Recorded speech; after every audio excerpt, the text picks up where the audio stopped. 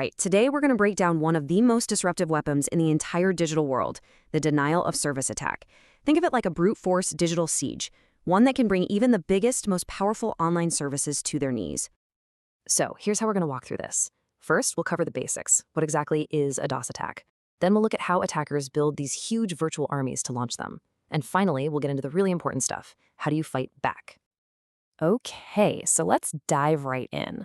What is a denial of service attack? The best way to understand it is to start with a frustrating experience we've probably all had. You know that moment, right? You're trying to get onto your favorite site and it just won't load. Well, it isn't always a server crash or some planned maintenance. A lot of the time, that's the calling card of a denial of service attack in action. At its absolute core, a DoS attack is all about overwhelming a system until it just can't serve its real users anymore. Picture 1,000 people trying to jam through a single doorway all at once. Nobody's getting through. That, in a nutshell, is what a DoS attack does. But here's where things get really powerful. A simple DoS attack, that comes from just one source. But when you see DDoS, that extra D stands for distributed. And believe me, it is a total game changer. Instead of one attacker, you suddenly have thousands, maybe even hundreds of thousands, of devices all attacking the same target at the exact same time. This is the modern and frankly far more dangerous version of the attack. So that begs the question, how on earth does one attacker get control of thousands of different devices? Well, they have to build an army. Let's take a look at how they actually put these forces together.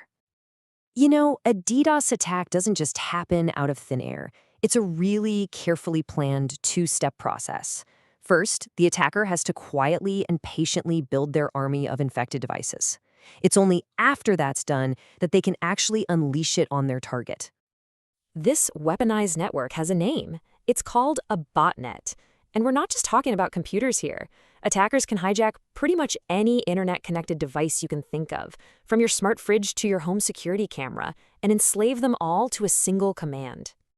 And those individual devices within the botnet army, they have a very fitting name: zombies. And they're called that for a reason.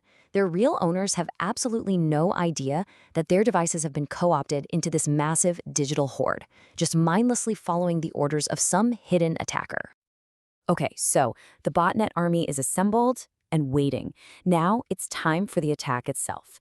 This is the moment that huge dormant network gets activated and pointed at a single target. The strategy here is pure, simple, brute force and volume.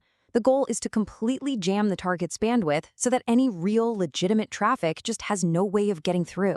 And just like that, you've knocked the entire service offline. Now, this digital flood can take a bunch of different forms. It could be a simple volume-based attack, just hammering the target with millions of basic ping requests to clog up the pipes. Or it can be way more sophisticated. Protocol attacks, like a SYN flood, are kind of like sending thousands of letters that require a response, but you don't include a return address. This forces the server to waste all its resources just waiting for an answer that's never going to come. They're literally using the rules of the internet against itself to exhaust a server. And if you want a sense of the real-world scale of this stuff, just look at this. While WannaCry was famous as a ransomware attack, it also created a massive botnet of infected computers.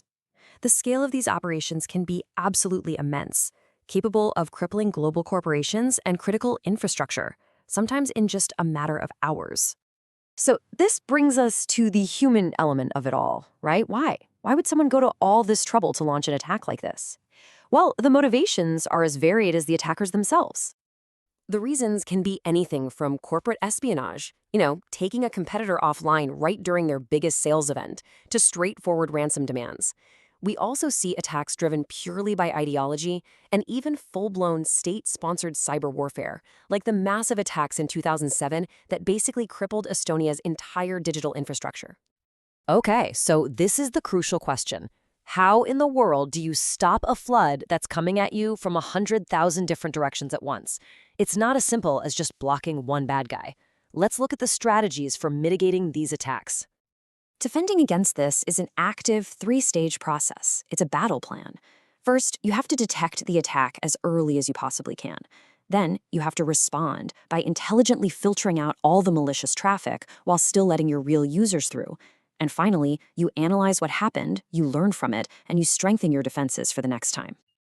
A really strong defense relies on a whole combination of tools. Firewalls, they're your first line of defense.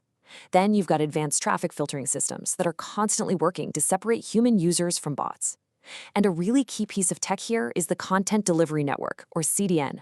This basically distributes a website's traffic across a huge global network of servers, which means there's no single point of failure for an attacker to aim for. So this all leaves us with a final and pretty critical question. As our world relies more and more on the internet for basically everything, from our banking to our healthcare, the threat of being disconnected by one of these digital floods becomes more and more serious. Protecting these digital lifelines, well, that's one of the central security challenges of our connected age.